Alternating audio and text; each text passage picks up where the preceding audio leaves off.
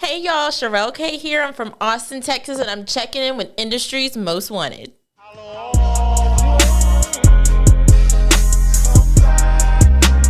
Always mean back like what the heck is that? CBJ Justin, no not that. I'm CK and yes it's fact. Eat it up, rib tips, yes they back. Eat it up, beef tips, yes it's smack. Grave on the side like you needed that. None about sex, let me get off that. Cried the other night, then he caught me back. Hey, what's going on? It is your girl, TampaMystic, and we are live on the Industry's Most Wanted. Big Industry's Most Wanted, not the little one. Boom.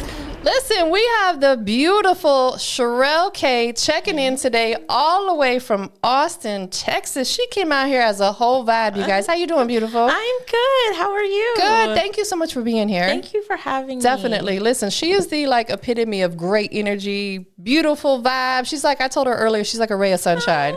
Definitely. Go ahead and give us that official introduction. Hey y'all, it's Cherelle K here from Austin, Texas. I love Atlanta. Atlanta feels like home every time I come here, so I'm excited to be here, spread my music. I'm excited. This is the first time I am here with music. Okay, that is dope. Let's, just briefly talk about this. So you've been here before, but this is your first time on music business. Yes, my first time I've been here, I actually was an extra for Black Lightning. Okay, that is dope. At the CW dope. set. So that was my intro to Atlanta, besides all the TV shows, Atlanta Housewives, Love and Hip Hop, besides that was my intro to Atlanta, and I fell in love. Amazing. That CW set was beautiful. The crafty table was beautiful. That was like my first intro to film. I think I was 19 at the time. Okay, that is dope. Listen, she does it all, you guys. You're gonna hear over these next few minutes, she does so much, and I'm excited to be able to share your journey here on the platform. Definitely. You're originally from Shreveport, Louisiana. Can't talk. Shreveport, Louisiana. Say that 10 times real fast. I know, right? Growing up there, you went to college there as well. Yes. Walk us through that journey of, growing up there and then also deciding to go to college there as well. So I decided to stay there for college because it was financially a better thing. I wanted to graduate high school early, so I graduated midterm, and then so December, I'm done with high school. January, I'm starting college. Oh. So I went in with this whole plan of going for 3 years and getting my master's in accounting as well, and just being this accountant, and it was financially easier. And then I would move, and then I had all these plans, and I took my first college semester, and I was like, no, this is not what I know. So everyone out there trying to college, doing college, it changes. It's not what you think at all. I really had to learn myself. Yeah. And I'm not an accountant. I'm not, a social worker. I tried to, sociology was one of my majors as well. I can't do anything working with people. I'm too emotional on that way. I'm not a vet. I thought I wanted to be a vet. I'm too emotional. And then learning myself and taking the time off I took a semester off, and I did some acting. So that's why I came here to Atlanta at first for the Black Lightning extra. And I was going to New Orleans, and I did some stuff for Disney. I was a photo double for Disney, and I was auditioning. And then I'm growing as my little acting thing is growing. And then COVID happened. Oh. And then it was like God said, take your behind back to school. I know that's right. Listen, shout out to COVID, man. It was such a bittersweet for a lot of people. It was. I think it got a lot of people into their entrepreneurial bag. A lot of people started new businesses. I've seen a ton of podcasts pop up, but it also prevented you from doing some stuff that you were doing, like you said, you're acting, because during that time, all that social distancing, it was difficult. Yeah. Do you feel like, though, with you having to transition back going to school was the best option for you? I 110,000% think it was. Yeah. It's with COVID, it sucked for a lot of people. We lost so many great people, and it was so horrible, but it was probably the best thing for me personally. Yes. To take that time to be forced to stay and finish something. Absolutely. You know? Absolutely, because it forced us to do stuff that we probably should be doing, knew we should have been doing, and we weren't. Like during that time, I developed a whole virtual podcast, which I didn't have before. And I still have it to this day because a lot of people can't come in person. So I do virtual video interviews. So, same thing. It's like we had to find ways to be creative and take advantage of that time that we couldn't be outside. Definitely. Tell everybody what you go to school for or what you went to school for. So I majored in mass communication with a concentration in electronic media. Man, for people who don't know exactly what that means, break it down. So that's anything on media platforms. Yes. So social media, news. I'm a director for CBS Austin, so that's where mine took me. Anything that you see on a screen, advertising anything is what my major is. I love that. And it kind of falls into what you already were wanting to do, with your music, film. It fits into that realm, gives you the opportunity to meet a lot of new people. Fortunately for her, not long after you graduated, you got this phone call. Y'all, she was sitting in the middle of Jurassic Park and got that phone call. Yeah. Tell us the journey through that process. I was super just hard on myself, like I am with everything else, not patient. And then when I saw that call, I knew it was time. I knew it was time to go. So I graduated college May 13th. I was starting my job in Austin, Texas as a director July 9th. Man, that just gives me chills because that is so phenomenal. Like we said earlier, that's all God right there. God aligned everything for you. But prior to accepting the position that you're at now, you worked with another news station, right? Yes. In Shreveport. Yes. Tell us about that experience. So I worked at KTBS in Shreveport, Louisiana during college. It was probably one of the hardest learning experiences because the hours were crazy. Yeah. I worked 3 a.m. to 12 there. Wow. And then with classes and then working with me with classes, they ended up working with me and transitioning my schedule to Thursday, Friday, I would work 3 a.m. to 12. And then Saturday, Sunday, I did a split shift. So I did the morning shows, which was like 3 to 6. And then I would come back at 2 and then work 2 to 11. Wow. So I had the 3 days off, but I didn't start feeling like myself because I am a full-time student and I had a part-time job at the school as well. I didn't start to feel like myself until like that Wednesday. Wow. And then I'm having to go back to work on Thursday. Yes, absolutely. And the thing people don't understand, like some of these news channels, some of them run around the clock, or if it's on a channel that, they're during certain hours, they start very early. So you're waking up every day 2:30 in the morning when a lot of people are just going to bed. That takes a ton of discipline. How long did it really take to get acclimated to that schedule? I don't think I ever got acclimated at the first in college. Yes. Now, it's a lot easier, especially when I first started because that's all I had to focus on at the time.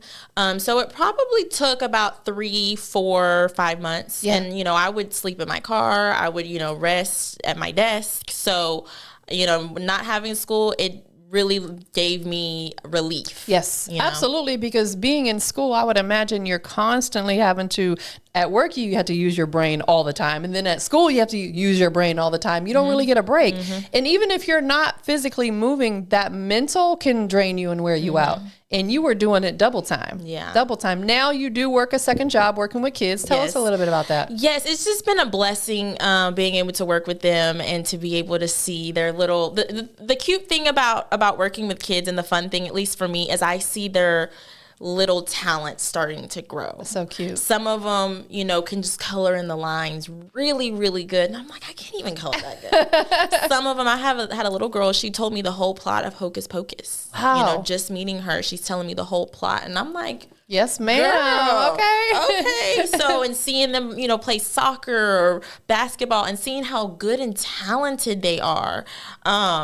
It's so sweet because, ultimately I feel like my biggest accomplishment will be a mom. Yes. And I dream about being a mom one day, but it's nowhere near. Listen, you're focusing on you right now, and absolutely, you know, like I told you, my son is even older than you, but he's married, and that's not even something that's on the radar yet because they're so career focused right now.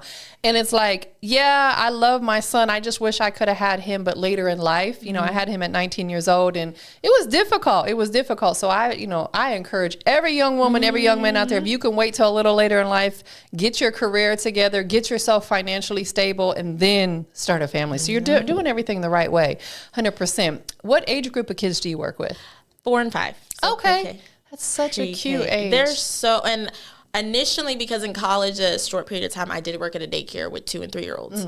And that was the experience I had. And I didn't expect these kids to be so grown up, like so able to communicate every single word with me. I didn't expect them to check me. I didn't expect them to come with the attitude. I didn't expect it. I was like, okay, well, maybe there'll be like a breakdown like once a week, like maybe, but they're good kids. Yes, absolutely. And that's such a fun age. Like you said, they've really developed their personalities. Kids these days are so intelligent at the age with all the, technology and stuff. So that's amazing. And they're teaching me as well because they let go so quickly. Right. And with everything I have going on, when you start zoning into you and following your dreams, you lose a lot of people. You start noticing a lot of people and how their true colors are and who's really for you and what the people you want to represent you and be your friend. And, just seeing the kids, they'll cry about something, get hit or something will happen. 2 seconds later, they're fine. Exactly. It's like an animal too. You know, animals, that's why animals are so loyal, because you can yell at them, scold them, and they'll still come love on you. Kids at that age are the same way because they're so innocent and so pure. Definitely. That right there probably, makes it all worthwhile, is just being around them kids. Yeah. Absolutely. So your mom and also your aunt was into music. Yes. Tell us about how that inspired you, or maybe not inspired you, to want to do music. So it didn't at all at the time. All my aunts did the band, especially she's the baby aunt. But she had albums. She was drum major. She majored in theater. She did some acting as well. She did everything that I'm doing. Yes. So anyone I need advice from, she's the right person to go to, and all of her, compliments mean the world to me because I know she really knows. Yes. She really had that singing voice as well. And growing up, I didn't want to do any of it. Okay. My grandpa, he was a preacher. Okay. He since retired. They all did the choir. They all did the band. My mom tried to get me to do the band. I was like, no. Like, what? And I wish so bad I did the band and I wish I did the choir, and I wish I did these things because that's what was really me. That was what was Cherelle. And I was running from it because I didn't want to be like at my family, which was stupid, a childish adolescence thing to think. It's so funny because last night I was laying in bed. I'm such an overthinker, and that's when everything starts brewing in my brain. I was thinking, I ask sometimes people, if you could go back, is there anything about your life would change? And a lot of them say no. For me, I'm like, there are some things I would change. Like you said, there are things that I wish I would have done. But I was like, you know what? Even though we can't change the past, who's to say we can't still do it in the future? We still got a lot of time ahead of us. Do you think that ever getting into like the gospel side ever interest you? I do. Yes, I actually would like to have at least one gospel record. Yeah. It doesn't have to be, Diedrich Haddon, all the way, but just one every project. I actually do have one that I'm going to put on. I love that. And I actually met these singers, and it was crazy. I did a promo shoot at Houston Tillotson. Okay. It's a college in Austin, Texas, a small college. The campus, energy is just golden on there. If I knew about that campus, I would have went. It's very small, one dorm, one male dorm, one female dorm. We were all doing the promo shoot, and I just hear these kids, well, they're 19, 20, singing, over here, just like it from the Temptations, just singing, just together in a circle. And I was like, I have to talk to these people. Absolutely. I have got to, and they were just the sweetest people. I recently saw them again.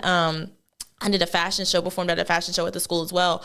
But, you know, I would like to get them on the record, you know, them do some singing, because I'm not a singer. I'm a rapper. But I would like to, you know, just show their talent as well.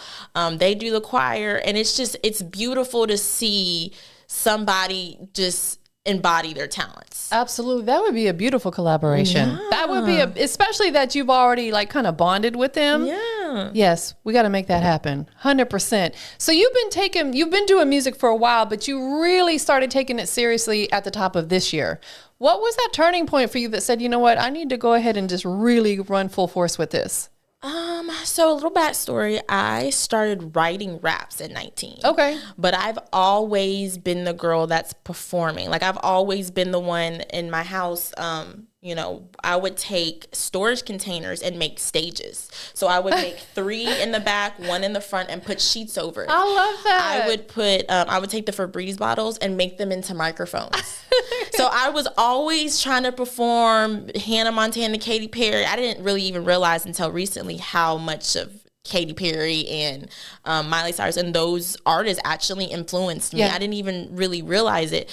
And so I dated this guy when I was about 18, 19, and he was always going to the studio, and that was kind of my first like intro into, you know, people rapping in the studio, what was going on. And then when we broke up, I really gave it some thought and started listening to beats, and I was like, I could do that, because no shade, no tea. But when the guys I was in the studio with, they didn't really sound that good. I know that's right. And I'm not even trying to be, but I'm like, I could probably make a good record. Yes. Because they not even really rapping like that. Right. And so I started writing raps. I tried to find people to help me. In college, I was just didn't know where to start, didn't know where to look, didn't know how to write a song. I asked people, can you help me figure out how to structure a song? Like, no one really wanted to help me, you know? So it's just out of the blue. You just want to be rap now? Like, what? And so I had to really figure out how to write a song, how to write a rap, how to listen to a beat, figure out where to put it. And then, you know, life happens. I'm going through college, finishing college, trying to figure it out. When I moved to Austin, you know, I just prayed about it, you know, because I actually, when I did move to Austin, I applied to UT to get my MFA in film, and I didn't get in. And so I was like, well, what am I going to do? Like, what am I going to do? And then I thought about it and I prayed about it. You know, I'm looking at the raps that I'm doing. I'm still writing raps in my notes. Like, and I just found a studio. I was like, let me try. Yeah. And it was literally going to the studio was like your first day at a new job. Right. It's weird. Like and I was so upset because I was like, my voice sounds so boring. Like, I don't sound like I have any emotion. Like, so you just have to keep going. I just kept going, trying to find my voice. Yes. And that's what you have to do, because like you said, it's new and foreign to you per se. So you have to, as the old saying goes, practice makes perfect. But I remember in an earlier conversation that you and I had, you were talking about, you don't think that you'll ever fully find your voice. And I love that for you, because it lets me know that you'll continue to elevate, grow, maybe tap into doing other genres. You mentioned pop might be something you would be interested in. I know that's right. And everyone loves a good pop song. Yeah, of course. It makes you feel good. It makes you just want to party. It makes you just like, you know, pretty colors. I think of pop, fun. What about country at all? I would have to see. You know, I'm someone who has a problem saying no to opportunities. So if something came my way, if someone challenged me, I would try it. I just, for some reason, I get that vibe from you. Really? Yes. I just, you know, I don't know, maybe it's because you're in Texas now, but I think that would be so cute for you. Like to have a really cool, because, you know, now country music has really elevated. It's not that twangy sound that we heard 40 years ago. Now it's more contemporary. I think that would be fun for you. So maybe try it, you know, just something different. Coming into 2025, she got a country record coming. I'm big on manifestation. Definitely. Speaking of coming into 2025, you're working on a mixtape. Tell us about it. And I'm calling it a mixtape too, because everyone I talk to, you haven't, but everyone that I'm talked to is like, well, it's an EP. You call it an EP. And my sound and my influence, all the people made mixtapes. So I want to make a mixtape. There's nothing wrong with that. I've always been a fan of mixtapes because I came from a heavy era of mixtapes. In fact, I used to do a lot of mixtapes. lot of people don't know this. Industry's Most Wanted, which is 14 years old now, started as a mixtape series. Oh my God. And then I developed it into Industry's Most Wanted Radio. But mixtapes, I love mixtapes. How many songs are going to be on it? I'm shooting for 14. Okay. I'm in the process of still writing a few, still trying to work on getting the feature that I was talking about with the gospel singers. So yeah, I'm focused on this next single right now, and then shortly after the next single, the mixtape will come out. But I have such a cute idea. Okay. Storytelling. This is my first full project, so I'm starting from the beginning. Awesome. So right now, the current single is called Coming Back. What is the next song that's coming? The name of it? Yes. It's called Done With the Talking. Done with the talking. I know that's right. It's all about action. We done with the talking. Yeah. Without giving them too much tea about the record, what can we anticipate when it releases? A dope visual. Okay. I'm so excited. The director, Hyatt Films, he is so dope. So he did my first music video, Everlasting Kozak. Camera quality, with me being a director, camera quality is so important. A top tier A. He's worked with Jelly Roll and some other big artists, so he is great. Anyone looking to do a music video, hit him up. So yeah, pretty colors, a lot of emotion. Love it. Just telling a story. Yes. While I'm telling the story in the record. And that's, I think, having those dope visuals is the best way to bring a record to life because, like you said, you can not only tell the story through your music, but you can visually show it to them as well. You said you're filming that one in Waco? Yes. What made you decide that Waco was the spot? He actually picked Waco. Yeah. So based upon what you told him, what you were going for? Yes. How far is Waco from Austin? About 45 minutes. Oh, that's not bad. Or is it? It's between, and maybe it's an hour and a half. I think it's an hour and a half. Yeah, it's an hour and a half because Dallas is 3 hours. Okay. And then Waco's that, so it's about an hour and a half. That's not bad, though. That's so. Have you been to Waco before? I've passed through it and ate there, but I've never just hung out in Waco before. This will be your first time. It'll be an experience. Like you said, you've been coming to Atlanta, but this is your first time on Music Business. Tell everybody today what you're doing. You've got somewhere you're performing. Yes, I'm performing at the Unity Fall Fest. I'm super excited. I'll be throwing shirts. There's going to be a lot of kids there, a lot of adults there. It's just a family event. How did you get involved with that? So I just reach out to people. Yeah. This is a game when you really want something, the pride got to go down. I know that's right. Reach out to people. Shoot your shot. Yes. You have to. Listen, I always say we miss 100% of the shots we don't take. And that is facts. You know, I've been on an FM radio station for 4 years now, and I simply just sent them an email with my resume, and they called me the next day, and it's like, that would have never happened. This festival for you would have never happened if you didn't shoot your shot. Like you said, you got to put your pride to the side. There is nothing wrong with that. That is dope. Where is it located at? Jonesboro. Oh, Jonesboro. Yeah. Okay. Yeah. That is dope. That's dope. So this will be your first time performing in Atlanta. Let's talk about that performance side. Is that something you do a lot of back home? Yes, I'm performing.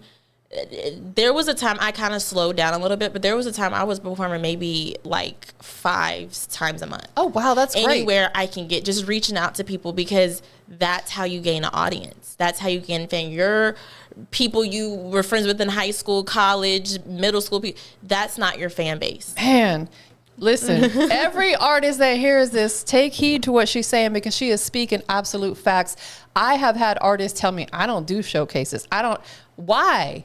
Like you said, first of all, it gives you confidence to get on a stage in front of a smaller crowd. That way, when you do these big festivals or maybe get booked at Rolling Loud or whatever, you're confident enough to get up there and do a 10, 15, 20-minute set. You have to start at these open mics and showcases. I love that for you. Is there a lot of them that take place in your area? Yes, there is. And I've really been on kind of transitioning off the festivals. I'm doing more fashion show performances. Nice. So, and that's perfect, because there was a time I thought, I'm supposed to be a model. I want to be a model. Tried it. Did not like it. Wasn't for you. And so there's so full circle moments when I'm able to perform. I've actually had one of my anchors, she picked up a fashion show story that I was doing in Austin a few weeks ago. So performing at these fashion shows is really, I love that I get to dress to the 10. I know that's right. I get to do what I love to do and be a part of the show, but not walk in the show. Exactly. Listen, you were doing it absolutely the right way. You get to be a part of it, like you said, but you're not doing the portion of it you did not enjoy. Have you been to South by Southwest? I actually submitted to perform. Okay. Last year, I performed at DJ Holidays and some other performances that weren't really official South by performances. But DJ Holiday, meeting him, that was probably the highlight of my South by last year. That is amazing. Let's talk about that. Give us a couple of the highlights. You've been traveling for music, being that you've performed at different events. What are a couple of your highlight moments outside of meeting DJ Holiday? Because he is legendary. Yeah, he is. That was like a whoa. Definitely being in a magazine, my record being on the cover and being inside, that was super. I wasn't expecting that at all. So that was crazy. The anchor picking up my story to put it on the news, that was crazy as well, because she was like, do you have a clip of you rapping? And I'm like, I would never try to force myself into my show that I'm already directing. I'm working. It's two different things. So the fact that they had my back and backed me up and did a talk back behind it and said that meant so much to me. And what else? There's so much. Just being able to, that God keeps giving me opportunities. It sounds like it. Yeah, because, there was one time, this is just, an example of the opportunities. There was one time where a performance got canceled due to the weather in Houston. There was really bad weather, so that got canceled. And so I had an interview as well, so that got canceled because of the weather.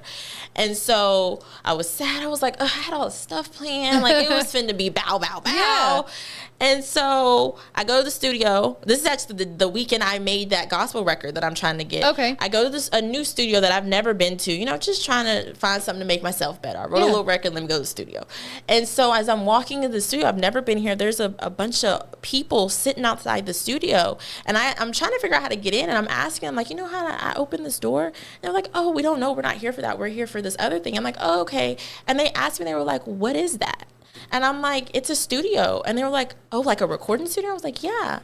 And they were like, well, what do you record? What are you doing? I was like, I'm a rapper. And they were like, oh, can you perform for us right now? What? And so I was just in the ground crying. That is hilarious. And then the way God shows me stuff. Yes. That is so funny. That's what happens. People, when they find out you're a rapper, they immediately want you to bust out with something. Did you do it? I did. I'll perform in front of Walmart if I have to. I know, that's anyway. Right. Listen, that's where, like you said, being humble and pushing that pride to the side, because you never know. You never know who may see it, hear it, and say, you know what, she's super dope. Let's work with her. Definitely. How did that studio work out for you? It was good. I didn't necessarily like the way the track was mixed, but it was good. Yes. That is one of the most important things, is finding a great engineer. Who do you work with now on your engineering? I work with A.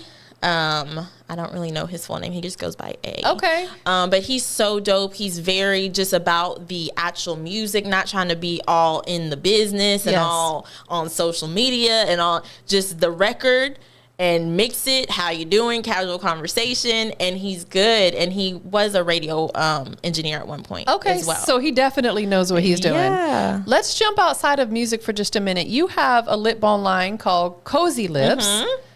And I love the name, by the way. It's kind of like you said, it's a spin-off of your name. Tell us how this came to fruition. So it was actually like a mistake. I don't know what came over me.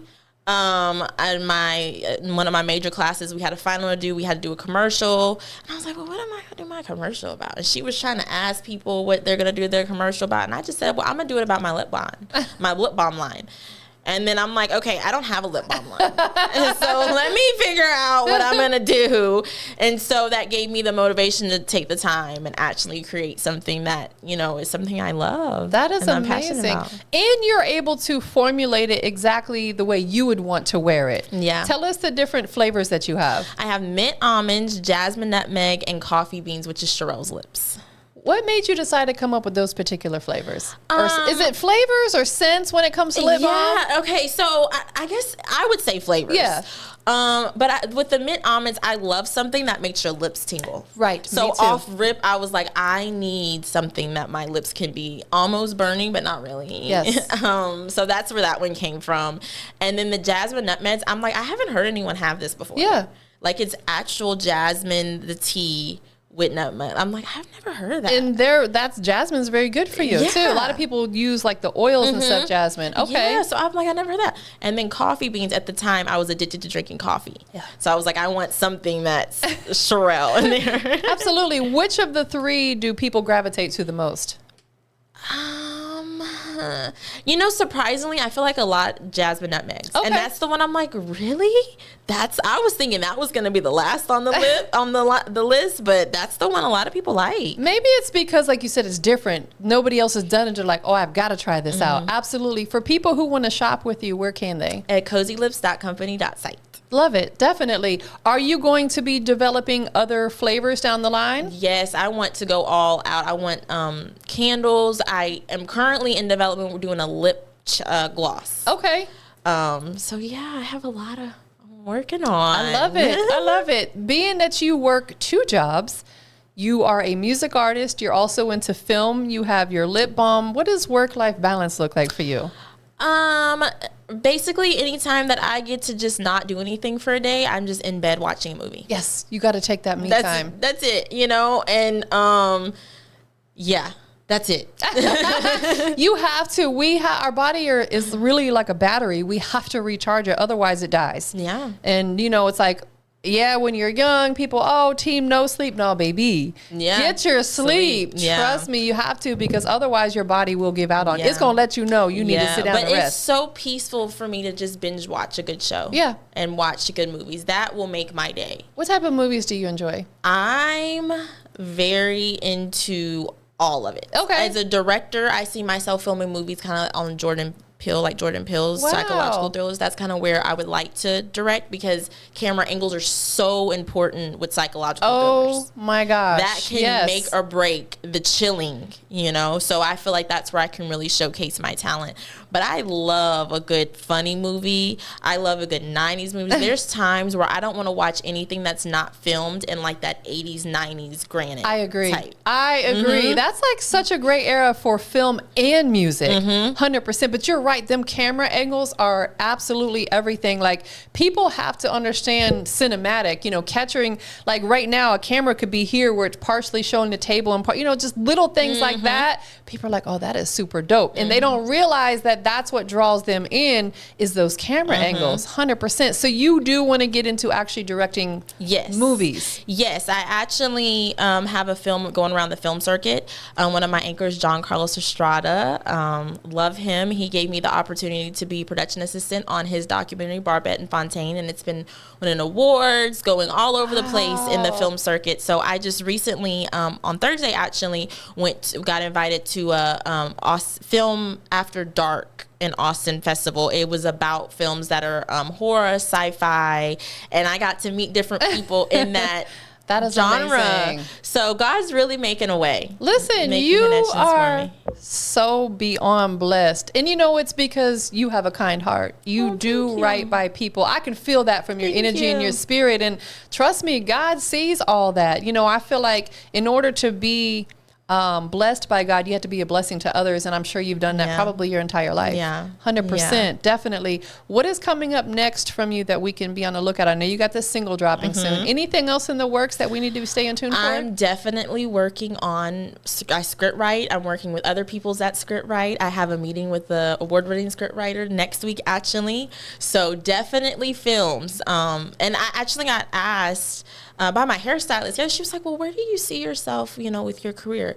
Donald Glover Childish Gambino is probably one of my biggest stones. Her and Tiana Taylor. Tiana Taylor is her style, everything about her I'm obsessed with. Absolutely. So you want to be in film on the acting side as well? Or yes, I would, of course I would, but I always want to be a part of production. Yes, that's where your passion lies.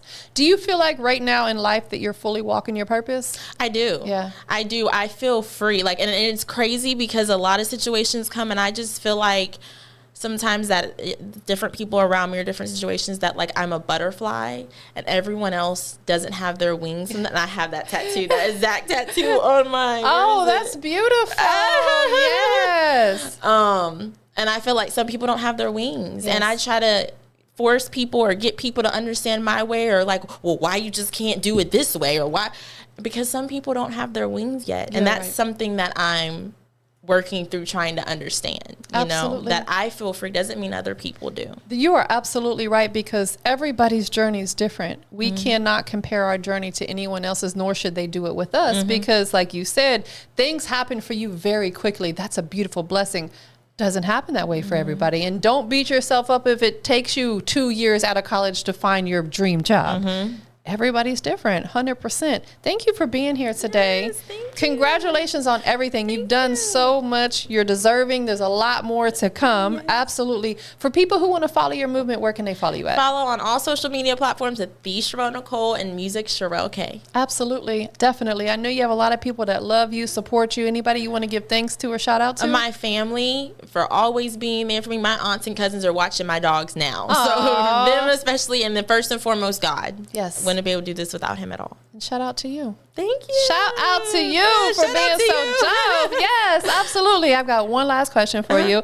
We're on Big Industry's Most Wanted, not the little one. Wanted. What makes you the industry's most wanted?